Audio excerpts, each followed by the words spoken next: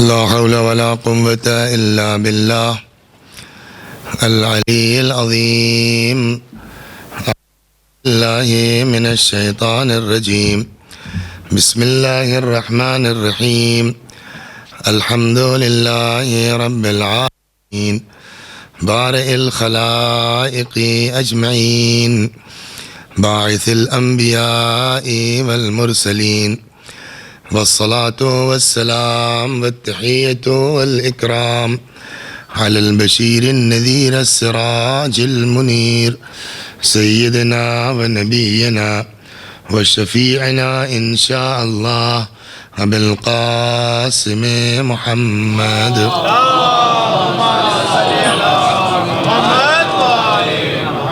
اللهم صل عليه وعلى أهل بيته مظاهر جمالك وجلالك، ولعنة الله على أعدائهم الشاكين فيهم المنحرفين عنهم أجمعين. أما بعد، صدق الله تعالى حيث يقول وهو أصدق القائلين وقوله الحق. أعوذ بالله من الشيطان الرجيم. بسم الله الرحمن الرحيم. قل لا أسألكم عليه أجرا إلا المودة في القربى. صلوات بر محمد. صل على محمد وآل محمد. ارشاد ہو رہا ہے، اے میرے پیغمبر آپ کہہ دیجئے اجر رسالت کے سلسلے میں تم سے کوئی مطالبہ نہیں ہے الا المودۃ فی القربہ، مگر یہ کہ ہمارے قرابت داروں سے محبت کرو، مودت اختیار کرو. ومن یقترف حسنۃ نزد لہ فیہ حسنا، اور جو ہماری بارگاہ میں نیکی کا مرتکب ہوگا ہم اس کی نیکی میں اضافہ کرتے جائیں گے. کل کی گفتگو اگر آپ کے اذہان عالیہ میں محفوظ ہے تو ایک طرف سورہ مبارکہ نحل میں یہ ارشاد ہوا تھا کہ من جاء بالحسنۃ فلہ خیر منہا، جو نیکی لے کے آئے گا اس کو اس کی نیکی سے بہتر دیا جائے گا، اور یہ لوگ قیامت کی دہشت سے محفوظ رہیں گے. وہ نیکی کیا ہے؟ اس آیت نے یہ بتایا کہ نیکی محبت اہل بیت ہے. گویا کہ یہ بات اگر دونوں آیتوں کو ملایا جائے تو یہ بات طے ہو جاتی ہے کہ عشق اہل بیت، محبت اہل بیت وہ نیکی ہے کہ اگر اس نیکی کے ساتھ آدمی اس دنیا سے اٹھتا ہے تو قیامت میں دہشت سے بھی محفوظ رہے گا اور عمل سے زیادہ اجرت کا بھی حقدار ہوگا.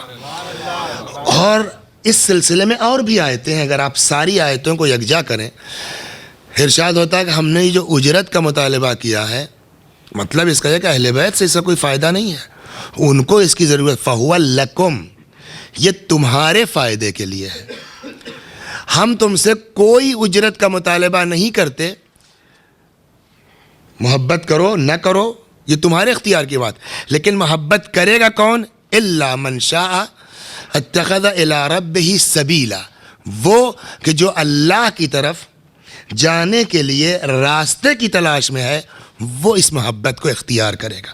تو گویا اگر ان ساری آیتوں کو یکجا کریں تو کیا طے ہوا کہ محبت اہل بیت سے نفع ہمارا ہے. محبت اہل بیت وہ نیکی ہے کہ جس سے انسان دہشت سے محفوظ رہے گا. جس کو اللہ کی طرف جانے کے لیے راہ کی تلاش ہے وہ راستہ خدا تک پہنچنے کا کیا ہے؟ عشق اہل بیت ہے، محبت اہل بیت ہے. تو آج کی گفتگو کا آغاز یہاں سے ہوتا ہے کہ یہ محبت اہل بیت، اور پھر یہ بات یہاں تک آئی تھی کہ جب یہ طے ہو گیا قرآن مجید سے کہ عشق اہل بیت، محبت اہل بیت حسنہ ہے، محبت اہل بیت نیکی ہے، تو اب اگر اس حسنے کے سلسلے میں کوئی روایت ہم کو ملتی ہے تو چونکہ قرآن نے مودت کو حسنہ کہہ دیا ہے اور اہل بیت کا کہنا یہ ہے کہ قرآن سے اگر بات مطابق ہے تو ہم نے کہی ہے، اور اگر قرآن سے بات مطابقت نہیں رکھتی ہے تو گویا ہم نے وہ بات نہیں کہی ہے. ما قلنا، ہم نے کہا ہی نہیں ہے. راوی چاہے جتنا بڑا ہو وہ دروغ گو ہے۔ اب جب یہ بات طے تو امام صادق علیہ السلام کی وہ حدیث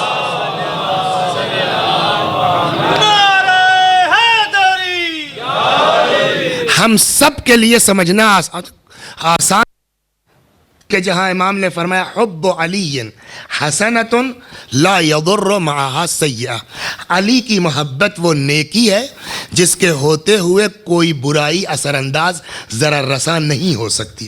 وبغض علی سیئۃ، اور علی کی دشمنی وہ برائی ہے جس کے ہوتے ہوئے کوئی اچھائی کارآمد نہیں ہو سکتی۔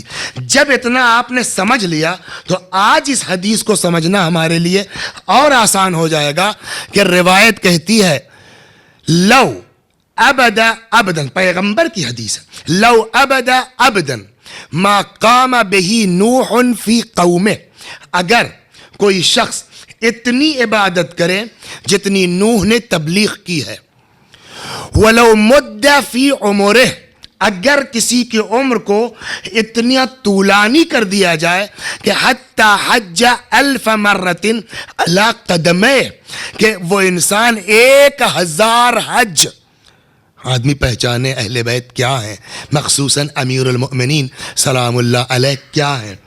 کبھی کبھی ہوتا ہے ہمارے آپ کے ساتھ، سب کے ساتھ یہ ہوتا ہے، آج بہت نماز پڑھنے کا دل چاہ رہا ہے، ہوتا نہیں ہوتا، آج تقویٰ طاری ہو جاتا ہے آدمی پر، کبھی کبھی تقویٰ سوار ہو جاتا ہے۔ اس میں روایات ہیں، اس کو کہتے ہیں نفحات، ایسی ہوا چلتی ہے کہ آدمی کا دل دین کی طرف مائل ہوتا ہے۔ تو جب اس طرح کے نفحات ہوں تب 2 رکعت نماز شکرانے کی پڑھ لیجئے کہ اللہ تیرا شکر ہے تو نے ایسے گھر میں پیدا کر دیا کہ عشق اہل بیت نصیب ہو گیا، عشق امیر المؤمنین سلام اللہ علیہ نصیب ہو گیا ہے۔ روایت کہتی ہے کہ اگر تم میں سے کوئی شخص اپنے اندر وجد برد حبنا اہل البیت فی قلبہ، اگر کوئی شخص اپنے دل کے اندر ہم اہل بیت کی محبت کی خنکی محسوس کرتا ہے، فلیکثر الدعاء لامہ، تو اس کو چاہیے کہ اپنی ماں کے حق میں دعا کرے۔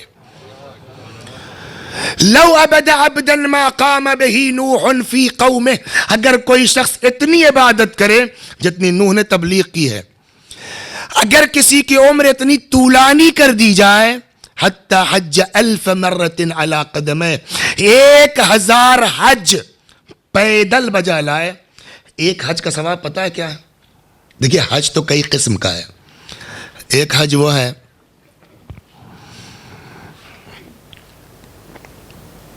ایک پوسٹر شائع ہوا، 4 ذاکرین کا اس میں نام ہے، الحاج فلاں صاحب خطاب کریں گے، الحاج فلاں صاحب خطاب کریں گے، الحاج فلاں صاحب خطاب کریں گے، نیچے لکھا ہے اور وسیع حسن صاحب خطاب کریں گے۔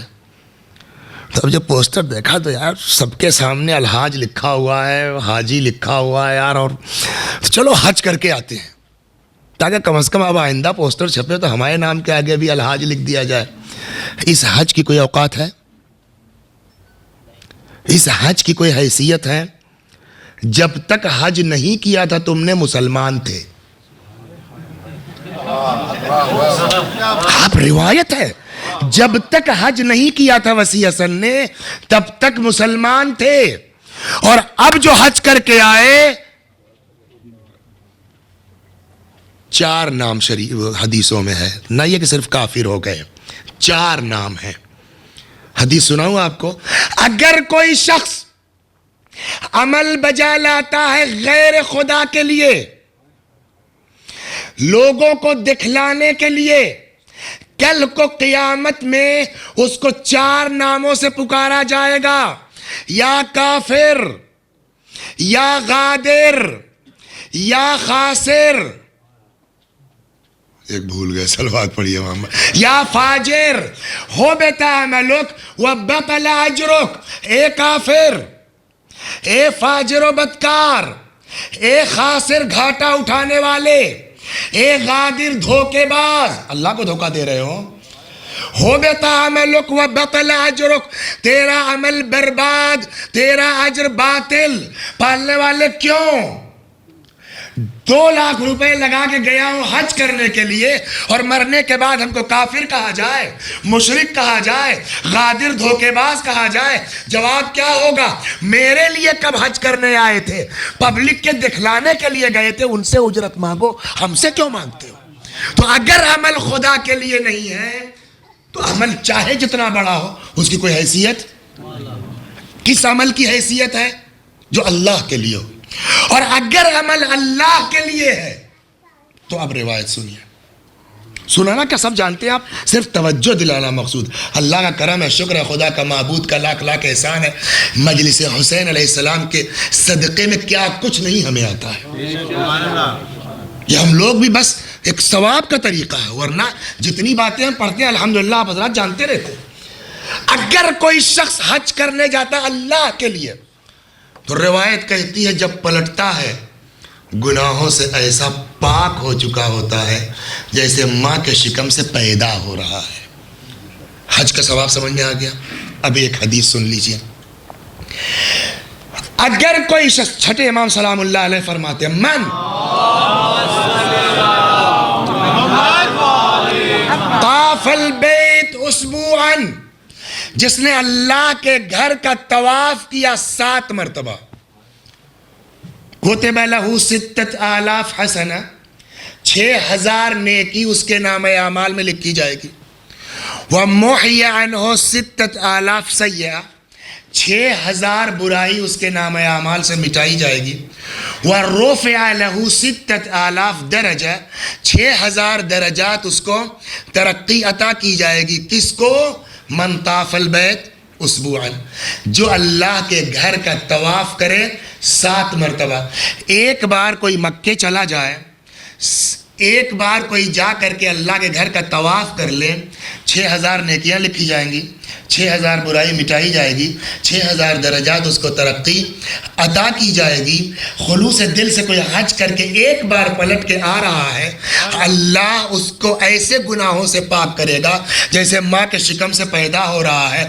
اگر کوئی شخص پیدل 1000 حج بجا لائے اس کی کیا حیثیت ہوگی, اس کا کیا مرتبہ؟ لو مدہ فی عمرہ, اگر کسی کی عمر طولانی کر دی جائے, حتی حج 1000 مرت علی قدمہ, یہاں تک کہ 1000 حج پیدل بجا لائے. معمولی آدمی ہوگا وہ. یہ جو مجمع ہمارا ہے الحمدللہ, اس میں کتنے افراد ہوں گے جو ملینر ہوں گے انشاءاللہ, لکھ پتی ہیں انشاءاللہ, کروڑ پتی ہیں انشاءاللہ. لیکن اس پورے مجمع میں کوئی ہے کہ جس کے پاس سونے کا پہاڑ ہو؟ ڈاکٹر صاحب ہے آپ کے پاس؟ پورے مجمع میں ہے. امام رضا علیہ السلام کے پاس ہے حیدرآباد میں, مگر وہ بھی سونے کا نہیں ہے, ہے اوقاف ہے وہاں, کوہ قائم, کوہ امام زامن, وہ پورا پہاڑ وقف ہے اور اچھی کروڑوں کی آمدنی ہے الحمدللہ. لیکن سونے کا پہاڑ کسی ایک آدمی کے پاس. حدیث سے ایسا محسوس ہو رہا ہے گویا پیغمبر فرمانا چاہتے چلو مان لیا کہ ہے کسی کے پاس, اور اس سونے کا کیسا پہاڑ, کوہ احد کے برابر سونا راہ خدا میں خیرات کر دے. معمولی آدمی ہوگا وہ کہ جو 1000 حج پیدل بجا لائے, کوہ احد کے برابر سونے کا پہاڑ راہ خدا میں خیرات کر دے. صفا اور مروہ کے درمیان سعی کرتا ہوا مظلومیت کے عالم میں قتل کر, اچھا یوں بھی خیرات کرنا, صلوات بر محمد.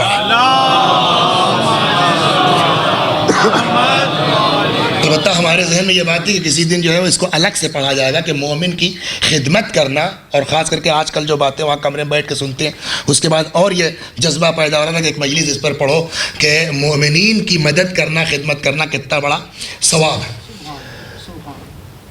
الگ سے میں پڑھتا, لیکن آج اسی حدیث کی جو طواف والی میں نے کہی اسی کے آگے ایک فقرہ اور بھی ہے, آپ اس سے اندازہ کیجئے. کیا پڑھا میں نے ابھی؟ من طاف البیت اسبوعا, جس نے اللہ کے گھر کا طواف کیا 7 مرتبہ, 6000 نیکیاں لکھی جائیں گی, 6000 برائی مٹائی جائے گی, 6000 درجات اس کو ترقی دی جائے گی. اس کے بعد امام فرماتے ہیں ولیکن من قضا حاجت المؤمن، لیکن اگر کوئی شخص کسی مومن کی ضرورت کو پوری کرتا ہے فَهُوَ أَفْضَلُ مِن طَوَافٍ وَطَوَافٍ وَطَوَافٍ، 10 بار امام نے تکرار کی ہے کہ یہ طواف سے افضل ہے، طواف سے افضل ہے، طواف سے افضل ہے کسی مومن کی حاجت روائی کرنا۔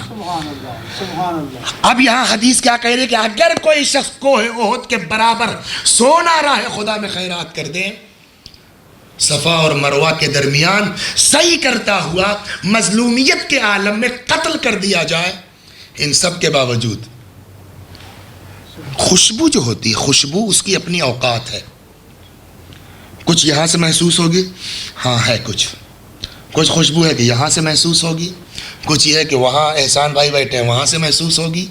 تو خوشبو کی اپنی کیپیسٹی ہے، کچھ اتنی دور سے، کچھ اتنی دور سے، کچھ اتنی دور سے، کچھ اتنی۔ جنت کی بھی اپنی خوشبو ہے، جنت کی خوشبو کتنی دور سے محسوس ہوگی؟ روایات میں 2000 سال میں، کم سے کم روایت 500 برس کی ہے، 500 سال کے فاصلے سے بہشت کی خوشبو محسوس کی جا سکتی ہے۔ اب آپ اندازہ کر سکتے ہیں کتنے فاصلے سے جنت کی بو محسوس ہوگی۔ اب جب یہ سمجھ گئے آپ، پھر سے پوری روایت پڑھیے۔ اگر کوئی شخص اتنی عبادت کرے جتنی نوح نے تبلیغ کی، 1000 حج پیدل بجا لائے، کوہ احد کے برابر سونا اور چاندی راہ خدا میں خیرات کر دے، صفا اور مروہ کے درمیان سعی کرتا ہوا مظلومیت کے عالم میں قتل کر دیا جائے، اس کے باوجود نبی نے فرمایا علی اگر تمہاری محبت اس کے دل میں نہیں ہے جنت کی خوشبو محسوس نہیں کر سکتا۔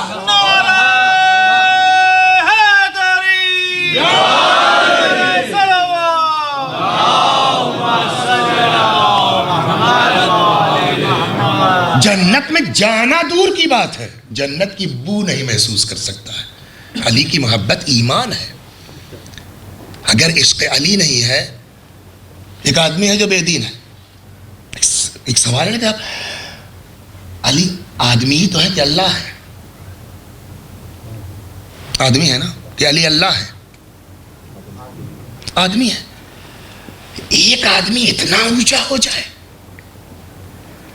کہ دنیا کے اربوں خربوں انسانوں کی نماز، عبادت، دعا سب جو ہے وہ ڈیپینڈ کرنے لگے ایک آدمی کی محبت پر۔ یہ عقل میں آتی ہے بات، یہ سمجھ میں بات آتی ہے کہ ایک آدمی اتنا بلند ہو جائے کہ خربوں مسلمان دنیا کے سب کی نمازیں ایک طرف، جب تک اس کی محبت دل میں نہیں ہے کسی کی نماز قبول نہیں، کسی کا روزہ قبول نہیں ہے۔ ہماری تو سمجھ میں نہیں آتی بات۔ آپ کا جواب کیا ہوگا؟ تمہاری سمجھ میں اس لیے نہیں آتی کہ تم نے قرآن نہیں پڑھا ہے۔ اگر قرآن پڑھا ہوتا تب یہ اعتراض تم نہ کرتے۔ تو کیا مطلب؟ ہم نے کہا یہ ساری کائنات خلق ہوئی ہے کس کے صدقے میں؟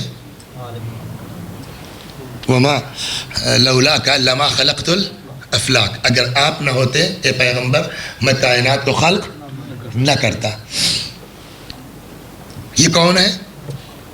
نام کیا ہے ان کا؟ لولاک لما خلقت الافلاک، جن کے لیے کہا گیا جی صلی اللہ علیہ وآلہ،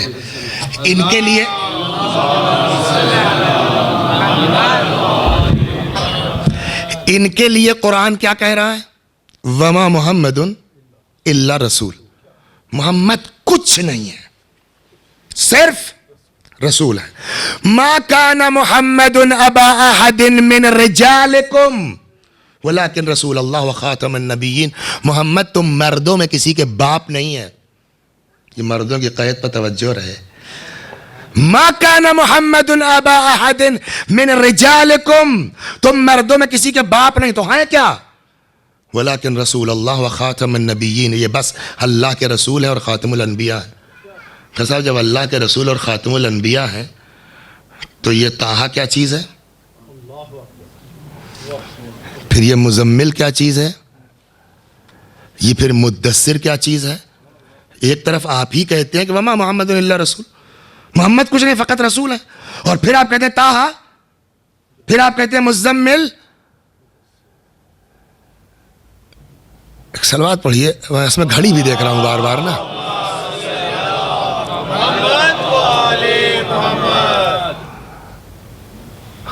آپ کا بیٹا، آپ کا بھائی، آپ کا عزیز، آپ کا رشتہ دار اب پتہ نہیں آپ کے یہاں تو نہیں معلوم اس کو کیا کہتے ہیں، ہمارے یہاں جو سول سروسز ہوتی ہیں اس کو IS کہتے ہیں۔ انڈیا لیول کا ایگزام اگر آپ کر لیجیے تو وہ IS کہلائے گا، پروونشیل ہوگا تو وہ PCS کہلائے گا۔ تو جو PCS ہو جائے گا تو وہ اسٹیٹ کے اندر جو ہے وہ اعلیٰ عہدوں پر ہو سکتا ہے، IS ہو جائے گا یا IPS ہو جائے گا، تو پولیس سروسز میں DM ہے، کمشنر ہے، یہ IS ہو گیا آپ کا بیٹا۔ وہ ہو گیا IS ہونے کے بعد اتفاق سے کمشنر یا DM کسی شہر کا۔ ذی الحج قریب تھی، 10 کو آ گیا گھر، وہ ناشتہ تیار ہو گیا۔ آپ نے کہا بیٹے چلیے ناشتہ کر لیجئے۔ صاحب ہم کو معلوم ہوا صاحب کہ یہ جو کمشنر صاحب ہمارے شہر میں یہ آپ کے بیٹے ہیں۔ میں نے کہا ایسا چلیے آپ اپنے صاحبزادے سے بات کر لیجیے، یہ میرا کام ہو جائے۔ ان کا چلیے۔ وہاں گئے تو دروازے پر ارد علی کھڑا تھا۔ باپ نے پوچھا ارد علی سے کہ صاحب ہیں؟ بولتے نہیں بولتے صاحب؟ میں نے کہا ارے ابھی گھر پہ پرسوں میں نے دیکھا کہ آپ نے کہا بیٹے ناشتہ کر لیجئے، وہ آپ کے جو ہے دوسرے پوتے نے کہا امو جان ناشتہ کر لیجئے، اور یہاں آپ کہہ رہے ہیں اس سے پوچھ رہے ہیں کہ کیا صاحب ہیں؟ کہنے کہ دیکھیے وہ گھر کی بات تھی، تو وہاں بیٹا کہا جائے گا، وہاں امو جان کہا جائے گا، وہاں سلمہو کہا جائے گا۔ تو جب آپسی گفتگو ہوگی تب پیار کے انداز بات ہوگی، جب آفیشیل کام ہوگا تو بائی پوسٹ خطاب کیا جائے گا۔ قرآن نے پیغمبر کے 2 انداز، وما محمد الا رسول، محمد کچھ نہیں ہے، پوسٹ کیا ہے ان کی؟ فقط رسول ہے۔ پھر طٰہٰ کیا ہے؟ پھر مزمل کیا ہے؟ پھر مدثر کیا ہے؟ کہ یہ پیار کی باتیں ہیں، یہ محبت کی باتیں ہیں، یہ عشق کی باتیں ہیں۔ جب محبت کی باتیں ہوں گی کبھی طٰہٰ کہا جائے گا، کبھی مزمل کہا جائے گا، کبھی مدثر کہا جائے گا۔ جب آفیشیل کام ہوگا تب رسول کہہ کے خطاب کیا جائے گا۔ یہ بات طے ہو گئی نا، جب آفیشیل کام ہوگا تب رسول کہہ کے خطاب کیا جائے گا۔ اب جب قرآن میں ہم نے جیسے ہی پڑھا یا ایھا الرسول بلغ ما انزل الیک من ربک، سمجھ گئے یہ محبت کی بات نہیں ہے، یہ آفیشیل کام ہے، بائی پوسٹ خطاب کیا جا رہا ہے۔ صلوات بر محمد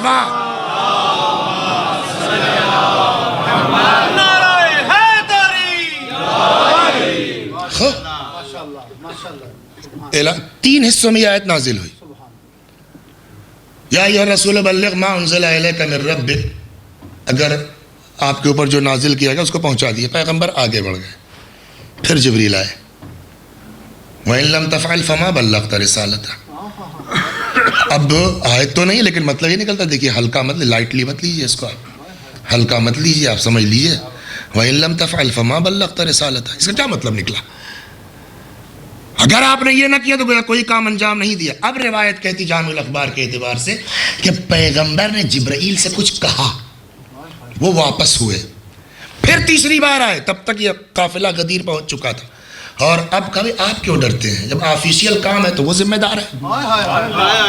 وَاللَّهُ يَعْصِمُكَ مِنَ النَّاسِ، اللہ آپ کو لوگوں کے شر سے محفوظ رکھے گا۔ اب جب وہاں سے ضمانت آ گئی، عمل کے اعتبار سے تو معصوم تھے ہی، اب ظاہری اعتبار سے بھی کہ سب سے اللہ محفوظ رکھے گا شر سے، لوگوں کے شر سے بھی معصوم بنا دیا۔ جو آگے بڑھ گئے تھے ان کو واپس لے لیا گیا، جو پیچھے تھے ان کا انتظار کیا گیا۔ اتنے سے لوگ ہیں اور اس کے لیے اتنے اوپر ہم بیٹھے ہیں۔ 2-1 دن یہاں کوشش کی تھی، مائک گڑبڑ کرتا تھا، اوپر سے تکلف یوں کرتے تھے کہ کوئی بیچارہ اسپینڈیلائٹس کا مریض ہے، وہ کب تک گردن جھکا کے کھڑی کر کے دیکھے گا، اس کو درد ہونے لگا، تو ذرا نیچے بیٹھو۔ تو وہ سمجھ میں نہیں آیا میرے، تو آج یہاں آ گیا کہ شاید، لیکن آج پھر یہ رکوع ہی میں ہے۔ بار بار لوگ ان کو سیدھا کرتے ہیں مگر یہ رکوع کرنے لگتے ہیں، چاہے وہ اور کچھ دیر رک جائے تو سجدہ ہو جائے گا۔ صلوات بر محمد وآل۔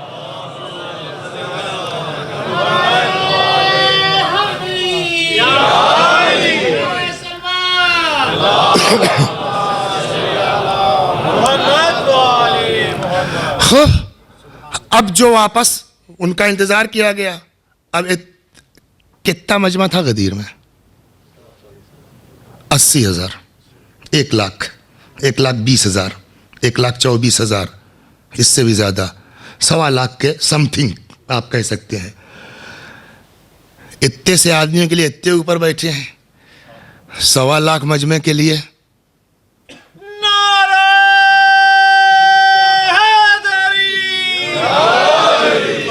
اچھا یہاں کھڑے ہو کے کہہ دیں گے تو کہیں گے پتہ نہیں کیا ہوا، ہم نے دیکھا ہی نہیں، تو اس کے لیے اونچائی چاہیے. تو اب اونچائی کہاں سے اچانک لے آئیں؟ تو مشہور ہے کہ صاحب وہ پالان شتر کجاوے رکھے گئے. تو کجاوے کتنے تھے بھائی؟ 1.25 لاکھ آدمی تھے، تو سب تو اونٹ سے نہیں گئے ہوں گے نا.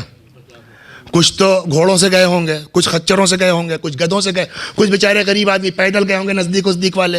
لیکن اگر 25% بھی لوگ تھے اونٹ سے جانے والے تو 25,000 30,000 کجاوے ہوں گے نا. تو 30,000 کجاوے سب تو اٹھا کے رکھ دیے نہیں گئے ہوں گے. اگر 30,000 رکھ دیے جائیں تو بہت اونچا ہو جائے گا نا. تو اب یہاں سوال یہ ہے کہ کجاوے جو لیے گئے اس میں کوئی کرائٹیریا تھا کس کا لیا جائے گا کس کا نہیں؟ سوال ہے نہیں ہے. تو کس کے کجاوے لیے گئے؟ ہمارے فیض آباد میں شہر میں ایک شاعر ہے بیچارے، ایک دن وہ آئے کہنے لگے وسیع بھائی آپ جو ہے حضرت علی پر بہت پڑھتے ہیں، یہ بتائیے کہ غدیر میں آپ نے جو ہے مطالعہ کیا کہیں کہ جو کجاوے یوز ہوئے تھے وہ کن کن لوگوں کے تھے؟ اچھا پبلک بھی ایسا سوال کرتی ہے کہ آدمی پھنس جائے.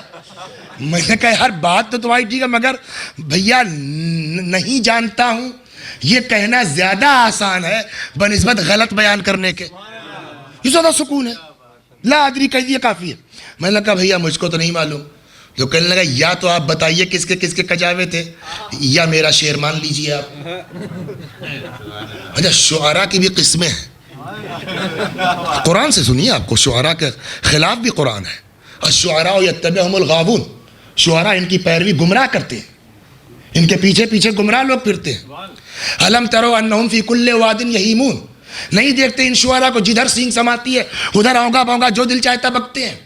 وانہم یقولون ما لا یفعلون، یہ شاعر وہ ہیں جو وہی کہتے ہیں جو خود نہیں کرتے. قرآن کی آیت ہے، کہیں اور سے نہیں ہے. یہ وہ کہتے ہیں جو خود عمل نہیں. الا الذین آمنوا، سوائے ان شعراء کے جو ایمان لائے، وعملوا الصالحات، اور نیک عمل انجام دیا، وانتصروا من بعد ما ظلموا، اور مظلوم کی حمایت کے لیے کھڑے ہو گئے. اس کا مطلب کہ یہ آیت ہر شاعر کے خلاف ہے، حسینی شاعر کے خلاف نہیں ہے، اس لیے مظلوم کی حمایت ہے. تو اگر کوئی ایسا شاعر ہے تو اس کے لیے روایت کہتی ہے الشعراء تلامید الرحمن، شعراء اللہ کے شاگرد ہیں، شعراء اللہ کے چیلے ہیں. اور واقعی اگر ایمان والا شاعر ہے نا، واقعی اگر دیندار شاعر ہے تو اہل بیت کی نگاہ ہے. آپ پڑھیے، اب تو شاید کتاب کی شکل میں آ گئی. مرحوم آیت اللہ العظمی مرعشی نجفی رحمت اللہ علیہ، نام سنا ہوگا، بڑی عظیم شخصیت. ایک دن وہ صبح اٹھے، انہوں نے کہا بھائی کوئی شاعر ہے شہریار کر کے؟ تبریز کے تھے وہاں. لوگوں نے کہا ہاں ہے. تو کہا اس سے ملنا چاہتا ہوں، اس کو بلواؤ. شہریار کے ہاں پیغام پہنچ گیا، وہ آ گئے ملنے کے لیے، کبھی ملاقات نہیں تھی. ایک دن صبح جو ہے وہ خادم نے کہا کہ حضور کوئی صاحب باہر آئے ہیں ملنا چاہتے ہیں. ان کا بلا لاؤ. وہ جیسے ہی دیکھا کھڑے ہو گئے، گلے ذرے شہریار کیسے ہو تم؟ اب شہریار بھی اس چکر میں کہ صاحب میں ان سے زندگی میں نہیں ملا، یہ انہوں نے دیکھتے ہی مجھ کو پہچانا کیسے؟ یہ مشہور واقعہ ہے. یہ مجھ کو جانتے کہ آگا کیسے پہچانا؟ کہا پہچانا تمہارے شعر سناؤں. علی اے ہمائے رحمت، بہت مشہور قصیدہ ہے شہریار کا. علی اے، یوٹیوب پہ جائیے مل جائے گا، شہریار ٹائپ کیجئے تو شاید مل جائے گا. علی اے ہمائے رحمت تجھے آیتی خدا رہا، دل اگر خدا شناسی، عجیب شعر ہے اس کا، شعر سن لیجئے. دل اگر خدا شناسی حمدر رخ علی بن، اے دل اگر اللہ کو پہچاننا چاہتا ہے ہر چیز علی کے چہرے میں دیکھو. بے علی شناختم من بے خدا قسم خدا را، علی کے ذریعے خدا کی قسم خدا کو پہچانا ہے. علی وجہ اللہ ہے. خوب کہا حضور کیسے آپ نے پہچانا؟ کہا اس کا قصہ ہے. آپ نے یہ شعر میرا سنایا، میں نے آج تک یہ شعر کہیں پڑھا نہیں، ابھی جلدی تو کہا ہے. کہا میں نے ایک دن خواب دیکھا، مسجد سہلا ہے، بزم منعقد شعراء کی، امیر المؤمنین سلام اللہ علیہ تشریف فرما ہے. پہلے عرب شعراء آئے، انہوں نے اپنے کلام بیان کیے، عرب کے بعد اب امام نے فرمایا کہ میرے شہریار کو بلاؤ، اور اس وقت تم آئے اور تم نے یہی قصیدہ پڑھا، علی ہمائے رحمت تجھے آیتی خدا را. تو اس نے شہریار نے کہا ہاں آپ نے یہ خواب کب دیکھا تھا؟ انہوں نے کہا فلاں تاریخ کو فلاں شب میں اتنے. اب شہریار کہتے ہیں یہ وہی وقت تھا جس وقت میں یہ قصیدہ لکھ رہا تھا. اگر اخلاص ہے تو الشعراء تلامید الرحمن. تو وہ شاعر آیا، کہنے لگا یہ بتائیے وزیر بھائی کہ غدیر میں پیغمبر نے کس کے کجاوے لیے تھے، کس کا کجاوا یوز کیا گیا تھا؟ میں نے کہا بھائی نہیں معلوم مجھ کو، انصاف کی بات ہے نہیں معلوم. کہا یا تو آپ بتائیے اور نہیں تو ہماری بات مان لیجئے. میں نے کہا ہر شاعر کی بات تو نہیں مانی جا سکتی ہے، مگر یہ کہ بھائی ایک شاعر پہنچا، اس سے ایک شعر ہو گیا، مصرع نہیں لگ رہا تھا. سنیے شعراء کی طرف کہتی آج بات ادھر گھوم گئی ہے. اس کا مصرع تھا کہ اگر بے ذر نظر مہر بوتراب کند. مصرع تھا شاعر کا. اب وہ پھنس گیا، اتنا بلند ہو گیا مصرع کہ دوسرا مصرع اس سے نہیں لگ رہا تھا کہ اگر بے ذر نظر مہر بوتراب کند. اگر کسی ذرے کے اوپر علی بوتراب کی نظر عنایت ہو جائے. اب اس کا دوسرا مصرع نہیں لگ رہا تھا. آج ہی جا کے چلا گیا وہ روزے پر، مصرع لکھ کر کے ڈال دیا زری میں، ہم والا مصرع آپ لگائیے. یہ اپنا ایمان ہے، یہ اپنا ایمان ہے. الا الذین آمنوا وعملوا الصالحات. اگر ایمان عمل صالح ہے، مظلوم کی حمایت ہے، تو شاعر پر نظر ہے اہل بیت کی. تھوڑی دیر کے بعد پرچہ واپس لیا، مصرع لکھا تھا. اور واقعہ یہ ہے کہ علی علیہ السلام کے علاوہ کوئی مصرع لگا بھی نہیں سکتا. مصرع کیا تھا؟ اگر بے ذر نظر مہر بوتراب کند. اگر بوتراب کسی ذرے پر نظر عنایت کر دیں کیا ہوگا؟ اب مولا کا مصرع دوسرا ہے، بے آسمان رود و کار آفتاب کند. ہوگا کیا؟ آسمان پہ جائے گا، جو کام سورج کرتا ہے وہ کام ذرہ کرے گا. اگر علی کی نگاہ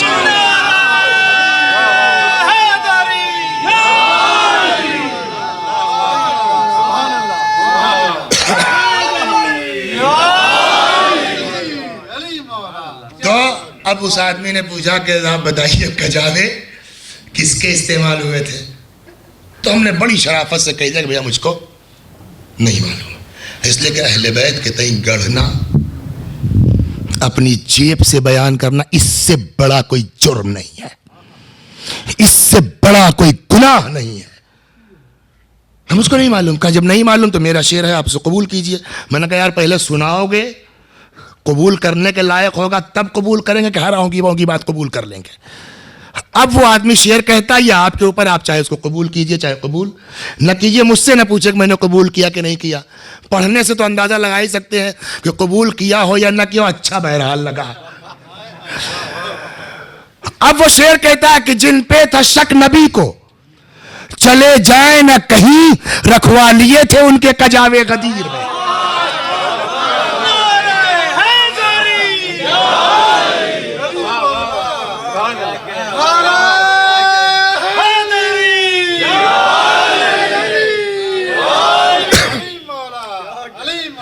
یہ سب میں نے اس لیے اتنی دیر لگائی کہ آپ اس کو حقیقت نہ سمجھ. یہ شاعر کی فکر ہے، روایت نہیں ہے.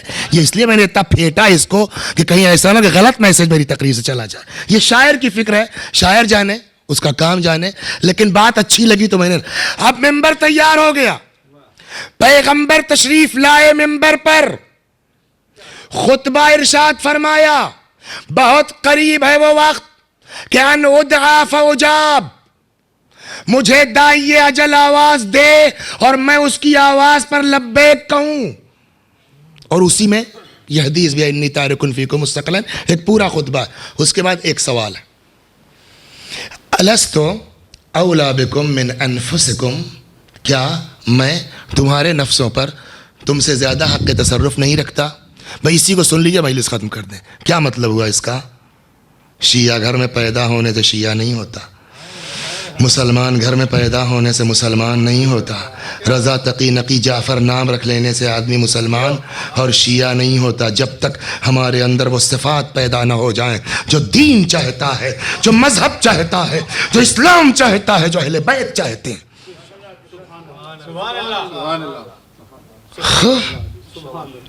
الست اولی بکم من انفسکم، کیا میں تمہارے نفسوں پر تم سے زیادہ حق نہیں رکھتا؟ کیا مطلب ہوا اس کا؟ بچپنے سنتے آئے پڑھتے آئے نا، آدمی کو سب سے زیادہ محبت کس چیز سے ہے؟ اچھا چھوڑیے، آدمی کو سب سے زیادہ محبت کس چیز سے ہونی چاہیے؟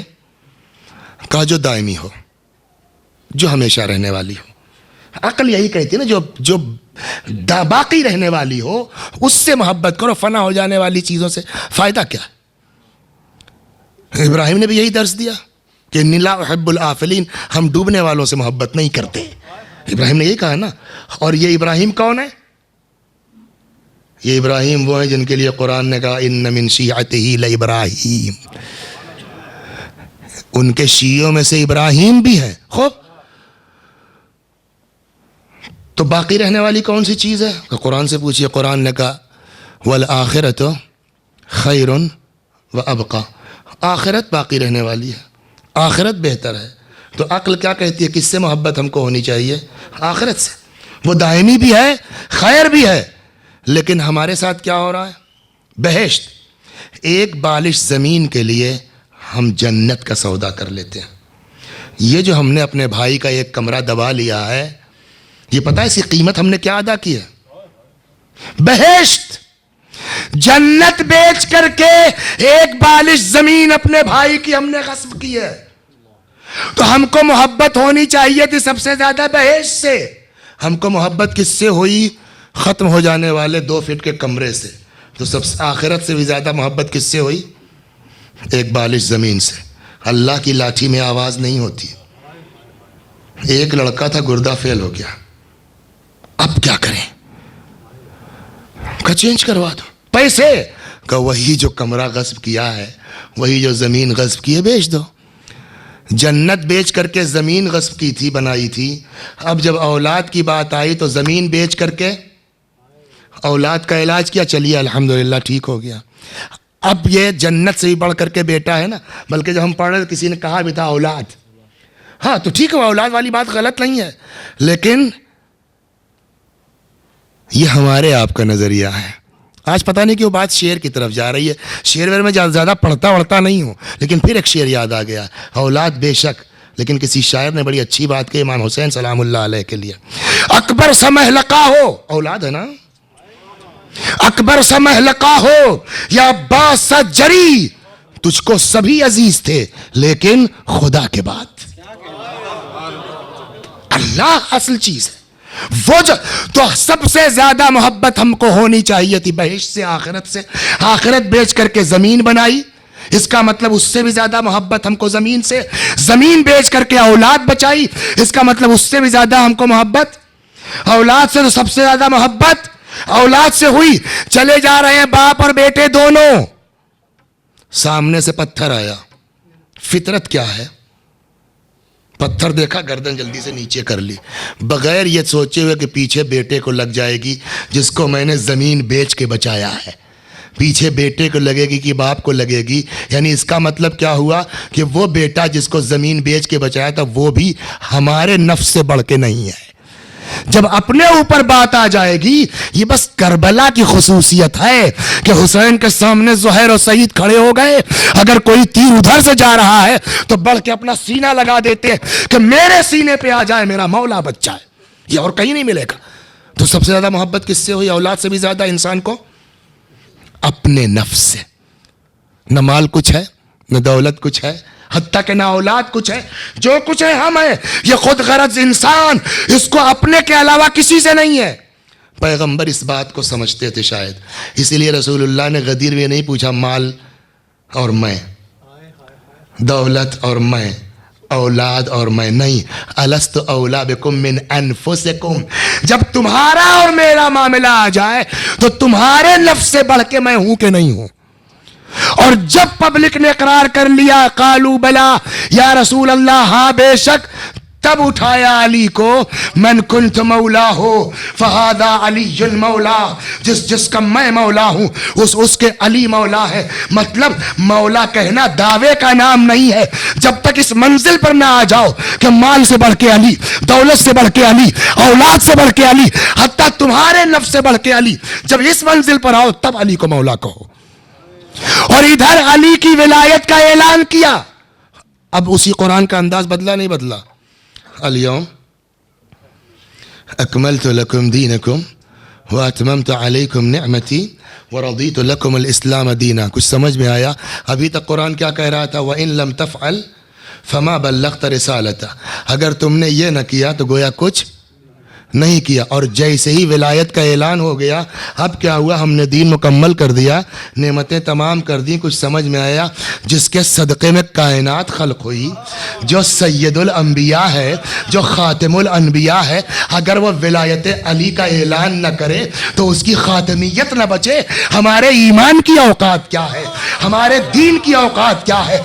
अगर इसी कुरान को समझा होता तो बात समझ में आ जाती। चाहे 1000 साल हज करो, इबादत करो, अगर अली की मोहब्बत दिल में नहीं है तो ना नमाज कबूल है, ना रोजा कबूल है, ना इबादत कबूल।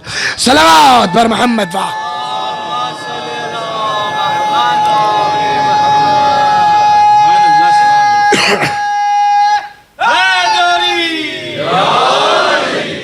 तो जो कुछ है अली की जात है, जो कुछ है अली की जात है। हम क्या जाने अली क्या है? आप क्या जाने अली क्या है? जिन लोगों ने समझा है, इंशाअल्लाह जाइए ज़ियारत पर शाम, वहाँ हो सकता है काफ़िले वाला ले जाए। हुज्र इब्न अदी, रिवायत कहती लुटा हुआ काफ़िला जब शाम पहुँचा है, जनाब हुज्र इब्न अदी की कब्र के करीब से जब गुज़रा है काफ़िला, इमाम ज़ैनुल आबिदीन सलामुल्लाह अलैह ने हुज्र की कब्र को चचा कह के सलाम किया। इमाम किसी को चचा, इसके पीछे वजह क्या है? हुज्र वो इंसान है कि एक ज़माने में पूरी प्लानिंग थी, बड़े बड़े जो अफराद थे शाम के, उनसे सिग्नेचर ली जा रही थी। हमसे अली से मतलब नहीं, हम अली से बेजार हैं, हम अली से अलग हो गए, हम अली से अलग। देखो पब्लिक है, ये देखो ये फला अलग हो गए, देखो फला अलग हो गए, देखो फला अलग। वो कागज़ आया हुज्र के पास भी, सिग्नेचर करो। उनका नहीं करूँगा, कब मार दिए जाओगे। मंजूर है एक शर्त के साथ, अलस्तु औला बिकुम मिन अनफुसिकुम। मंजूर है एक शर्त के साथ। तो शर्त क्या है? ये मेरा जवान बेटा, पहले इसको मार दो, मुझको मार दो, कोई परवाह नहीं है। किसी ने कहा हुज्र फैसला लेने में तुमने जल्दी कर दी। कहा नहीं, समझबूझ के फैसला लिया है, मुझसे क्यों दस्तखत ली जा रही है? मेरी हैसियत है कुछ तभी ना। मैं मार दिया जाऊंगा तो मेरे बेटे की हैसियत और बढ़ जाएगी। मतलब यह है पूरी गुफ्तगू का, अपने अल्फाज में अर्ज कर रहा हूँ। क्यों? हुज्र शहीद का बेटा है, और फिर जो प्रेशर मुझ पर बनाया जा रहा है वही मुतालबा मेरे बेटे से होगा। नौजवान है, मौत का खौफ है, दौलत की लालच है, खौफ यह है कहीं ऐसा ना हो मेरे बाद मेरा बेटा अली की बेजारी के कागज़ पे दस्तखत कर दे और कल को क़यामत में बाप बेटे हम इकट्ठा ना हो सकें। मैं इत्मीनान करके मरना चाहता हूँ कि मेरा बेटा मर गया मगर अली से अलग नहीं हुआ है। जिस दिन ये जज्बा पैदा हो जाएगा उस दिन हक है हमको कहने का कि हम अली वाले हैं। फिर वही बात दोहराऊं, शिया घर में पैदा होने से कोई शिया नहीं होता, मुसलमान घर में पैदा होने से कोई मुसलमान नहीं होता, जब तक वो जज्बात पैदा ना हो जाए कि जो दीन चाहता है, जो मजहब चाहता है। बेचूनो चरा अहले बैत की इताअत का नाम है तशय्यो। ये बात समझ में नहीं आती, फिर कैसे हुए? इसको शिया नहीं कहते हैं। यजीदी फौज में था, गैरों के साथ था, लेकिन जब आ गया तो फिर कैसा बेटा और कैसा खुद। काफिला हुसैन का जा रहा है, आबादी है, खजूर के दरख्त हैं नहीं, नेज़ों की अनिया हैं, और करीब पहुंचे। ये तो लश्कर है यजीद का। हुर की सरकर्दगी में 1000 सिपाही हैं, روایت میں ہے کہ اس قدر پیاس کا غلبہ تھا اس قافلے پر کہ جانوروں کی زبانیں منہ سے باہر نکلی ہوئی تھی. خود حر کی فوج کا سپاہی کہتا ہے کہ میری تو حالت اتنی خراب تھی کہ مجھ سے مشک کا دہانہ آ رہا تھا. حسین سلام اللہ علیہ نے میرا سر اپنے زانوں پہ رکھ کر کے اپنے ہاتھ سے پانی پلایا ہے. پالنے والے تیرا لاکھ احسان ہے کہ تو نے ایسے گھر میں پیدا کر دیا کہ اہل بیت نصیب ہو گئے, ورنہ کہاں اتنے بڑے لوگ اور کہاں ہم. اللہ اکبر. امام نے حکم دیا مشک کے دہانے کھول دیے جائیں. جانوروں کے سامنے سے بھی اس وقت تک برتن نہ ہٹایا جائے جب تک سیراب نہ ہو جائیں. کبھی غور فرمائیے اس پر, اس کا کیا مطلب ہوا؟ تو یہ جانور کی فطرت ہے. اگر آپ نے کبھی غور کیا ہو, جانور پانی ایک بار میں نہیں پیتا. آپ کسی برتن میں پانی رکھ دیجئے, جانور پانی منہ ڈالے گا, کچھ دیر پانی پیتا ہے, منہ باہر کر لیتا ہے, سانس لیتا ہے, دوبارہ پانی پیتا ہے. ہو سکتا ہے حضرت کا مطلب یہ ہو کہ تم لوگ یہ نہ سوچنا کہ سفر میں ہے اور پانی کی قلت ہے, جانور بیچارہ منہ میں پانی میں منہ ڈالے اور تھوڑا سا پی کے بعد جو سانس لینے کے لیے منہ اٹھائے تو تم قلت کی بنا پر برتن ہٹا لو. نہیں, جب تک سیراب نہ ہو جائے تب تک جانور کے سامنے سے برتن نہ ہٹایا جائے. اللہ اکبر. اور جب سیراب ہو چکے, ایک بات رک کے کہوں, اگر چاہتے ہیں عاقبت بخیر ہو جائے نا تو جناب شہزادی صدیقہ طاہرہ سے لو لگائیے. میں سمجھتا ہوں شاید حر کی نجات کا سبب یہی ہے, احترام فاطمہ زہرا, احترام صدیقہ طاہرہ. ورنہ کتنے سپاہی تھے کربلا میں, حسین نے سب کے سامنے تقریر کی, یہ حر پر اثر کیوں ہوا؟ وہی احترام زہرا ظاہراً سلام اللہ علیہ. جب پانی پی چکے, حتیٰ نماز بھی پڑھ لی, حضرت جانے لگے. اچھا, اس میں امام حسین علیہ السلام کو کرنا کیا چاہیے تھا؟ جنگ کی ضرورت نہیں, ان کو گھیر لیتے, گھنٹہ 2 گھنٹہ 4 گھنٹہ شام تک کل تک یہ فوج خود ہی پیاس کی شدت سے مر جاتی نا. نہ ان کو گھیرتے, ان کو ان کے حال پہ چھوڑ دیتے, یہ کہیں جا کر کے راستے میں خود ہی مر جاتے. جنگی اسٹریٹجی سے اگر دیکھا جائے, مولا یہ کیا کیا آپ نے؟ آپ ہی نے پانی پلایا اور آپ ہی کے لجام فرس پہ ہاتھ ڈال دیا انہوں نے. چھوڑ دیتے مولا. عجب نے حسین آواز دیں, مصیبت لاکھ کچھ بھی ہو مگر ہم انسانیت کیسے بھول جائیں گے؟ یہی ہو رہا ہے, آگے بڑھا حسین کے گھوڑے کی لجام پکڑ لی, ہماری مرضی کے بغیر آپ نہیں جا سکتے. حضرت کو بری لگی یہ بات. ثقلت کا امک, تیری ماں تیرے ماتم میں بیٹھے, حر کے ساتھ 1000 سپاہی ہیں اور اب سب سیراب ہو چکے ہیں. وہ جواب دے سکتا تھا لیکن اس نے خود کہا, حسین میں پلٹ کے نہیں کہہ سکتا کچھ, اس لیے کہ آپ کی ماں فاطمہ ہے. یہ احترام صدیقہ طاہرہ سلام اللہ علیہا شاید سبب ہوا ہے حر کی نجات کا. یہ قافلہ آ گیا, 2 محرم کو کربلا پہنچ گیا. فرات کے کنارے سے خیمے بھی ہٹا دیے گئے, یہاں تک کہ 9 محرم آ گئی, شب عاشور آ گئی. اب روایت کہتی ہے حسین کا کرم کوئی دیکھے, ہم نے نہیں پہچانا واقعی جس پر ہم بیٹھ کے روتے ہیں وہ کتنا بڑا آدمی تھا, وہ کتنا عظیم انسان تھا. پوری رات عجیب کشمکش کی کیفیت میں ہے. کسی نے کہا اور کیا ہو گیا ہے تجھ کو؟ اگر کوئی پوچھتا سب سے بہادر کو تیرا نام لیتے. کبھی کبھی عملی جواب زیادہ کارگر ہوتا ہے بجائے زبانی جواب کے. اس نے اس کو لیا, فوج سے الگ ہوا, اتنا دور ہو گیا کہ حسین کے خیموں کی آواز محسوس ہو سکے. کہ کان لگاؤ حسین کے خیموں کی طرف, کچھ سن رہے ہو؟ کہاں سن رہے ہیں. کیا؟ کہ بچے بلک رہے ہیں, ہم پیاسے ہیں, ہم پیاسے ہیں. حر نے کہا جانتے ہو ان ساری آوازوں کا اکیلا ذمہ دار میں ہوں. شہید دست غیب رحمت اللہ علیہ نے لکھا، مرحوم حضرت آیت اللہ العظمی شیخ جعفر شوستری رحمت اللہ علیہ.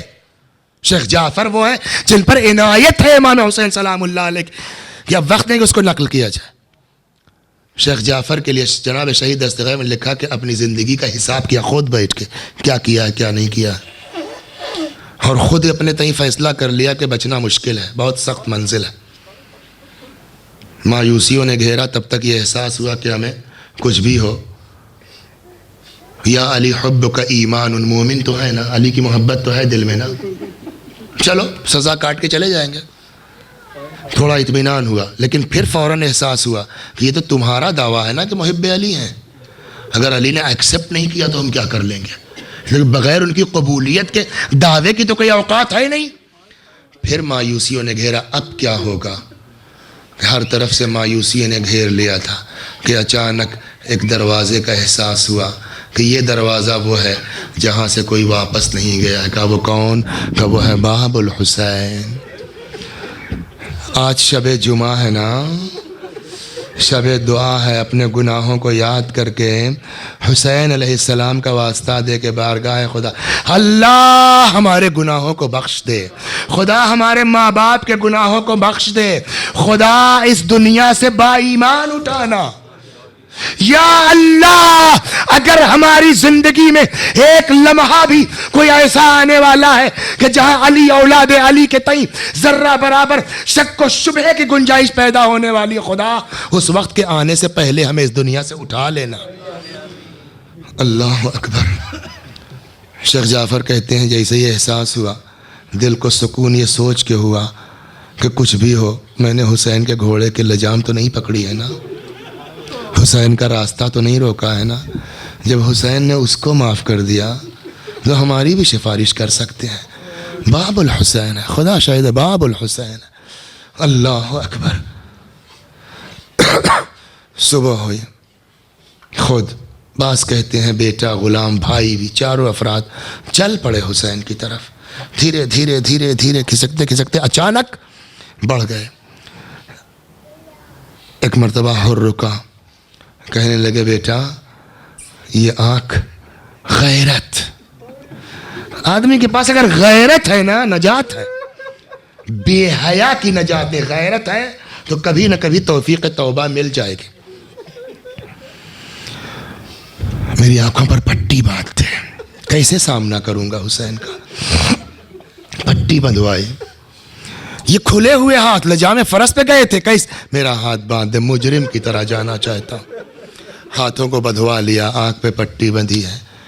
ابھی چند قدم چلے تھے کہ ایک مرتبہ بیٹے نے کہا اللہ اکبر. اس لیے کہ جرم ایسا ہے کہ ابھی ان کو خود ہی ایسا پتہ نہیں قبول ہوں گے کہ نہیں ہوں گے، معاف کیے جائیں گے کہ نہیں کیے جائیں گے. جہاں یہ تصور ہو، اچانک بیٹے نے کہا اللہ اکبر. اور نے کہا بیٹا تکبیر اچھی چیز ہے، ہر چیز کا موقع و محل ہوتا ہے، تو نے تکبیر کیوں کہی؟ بیٹے نے کہا بابا فرزند حسین علی اکبر استقبال کو آ رہے ہیں. سوچ سکتا ہے آدمی حسین کتنے کریم ہیں، مولا کتنا عظیم ہے. فرزند حسین علی اکبر ہمارے استقبال کو آ رہے ہیں. اللہ اکبر. اب کیوں تکبیر کہی؟ سردار لشکر حسینی ابو الفاضل، ماشاء اللہ ماشاء اللہ. اللہ اکبر. اب تو نے تکبیر کیوں کہی؟ انداز اور بدلا ہوا. بابا بنفس نفیس خود حسین ابن علی چلے آ رہے ہیں.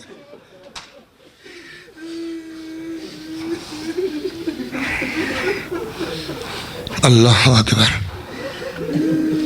مولا ہم نے حدیث سنی تھی ان اللہ یحب الشاب التائب، اللہ توبہ کرنے والے سے محبت کرتا ہے. آپ توبہ کرنے والوں کو اتنا چاہتے ہیں کہ استقبال کے لیے جا رہے ہیں.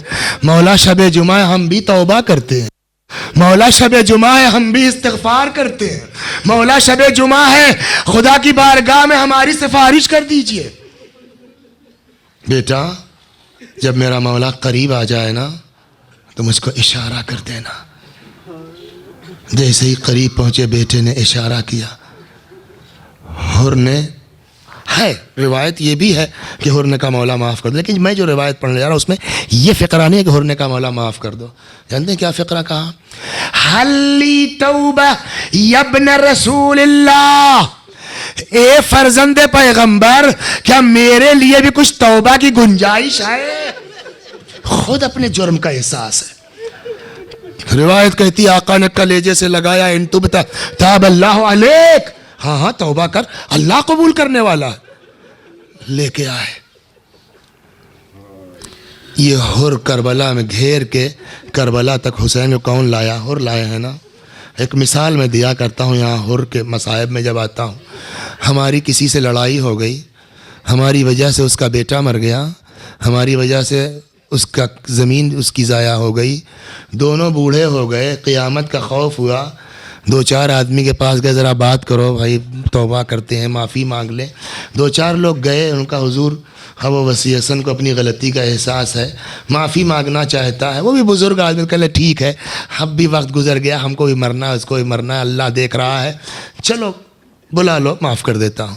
اب لوگ آئے کہنے چلیے، وہ بیچارے راضی تو ہو گئے ہیں، لیکن ایک بات کا خیال رکھیے گا، آپ کی وجہ سے یہ نقصان، یہ نقصان، یہ نقصان، بہت بڑا کلیجہ کیا انہوں نے جو آپ کو معاف کر دیا. اگر دو چار جملہ کہہ بھی دیں تو بولیے گا نہیں. میں نے کہا میں بیوقوف ہے، معاف کرا دو بھیا، کچھ نہیں بولوں گا. گئے، ہم نے کہا حضور معاف کر دیجئے. انہوں نے ایک جملہ کہا، ٹھیک ہے میں معاف تو کر دیتا ہوں، مگر تمہاری وجہ سے میرا وہ والا مکان بک گیا. میں معاف تو کر دیتا ہوں، تمہاری وجہ سے میرے بچے کا فلاں جگہ ایکسیڈنٹ ہو گیا. میں کوئی جملہ کہہ سکتا ہوں؟ جی صحیح فرما رہے ہیں آپ. اتنا حق ہے نا اس آدمی کو جس کو میں نے ستایا ہے. جب حر پہنچے حسین کے سامنے، کربلا میں ایک خیمہ مخصوص تھا مشکیزوں سے. روایت کہتی ہے چھوٹے چھوٹے بچے ان خیموں میں تھے، اس خیمے میں تھے.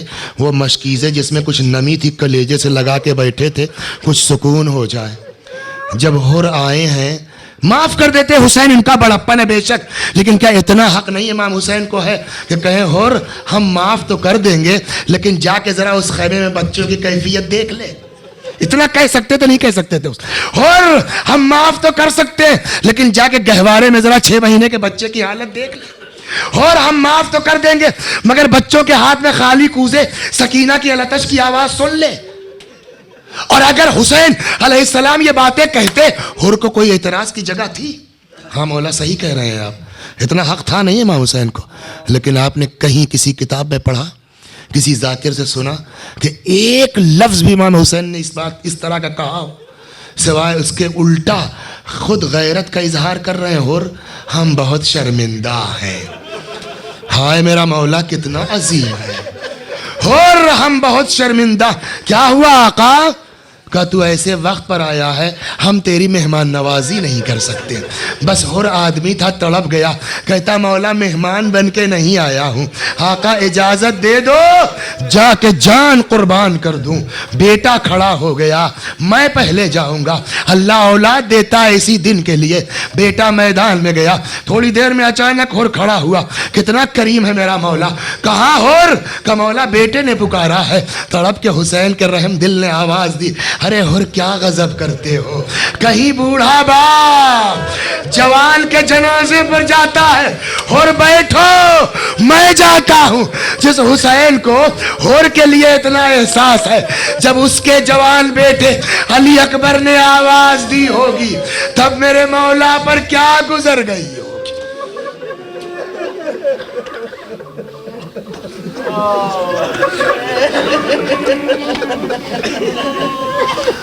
وَسَيَعْلَمُ الَّذِينَ ظَلَمُوا أَيَّ مُنْقَلَبٍ يَنْقَلِبُونَ إِنَّا لِلَّهِ وَإِنَّا إِلَيْهِ رَاجِعُونَ.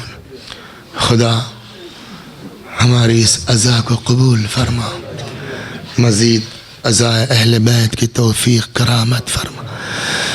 جب تک زندہ ہیں در اہل بیت سے وابستہ رکھ، مرنے کے بعد جوار معصومین میں جگہ کرامت فرما. خدا جو لوگ دنیا میں جہاں بھی ذکر حسین کو عام کرنے کی کوشش کر رہے ہیں، خدا ان کی کوششوں کو قبول فرما، ان کی دینی اور دنیاوی حاجتوں کو بھر لا۔ ہمارے مولا، ہمارے آقا، ہمارے مالک، ہمارے صاحب، ہمارے سید و سردار امام زمانہ کو ہم سے راضی اور خوشنود فرما، حضرت کے ظہور میں تعجیل فرما، آقا کے غلاموں میں شمار فرما۔ وآخر دعوانا ان الحمد للہ رب العالمین۔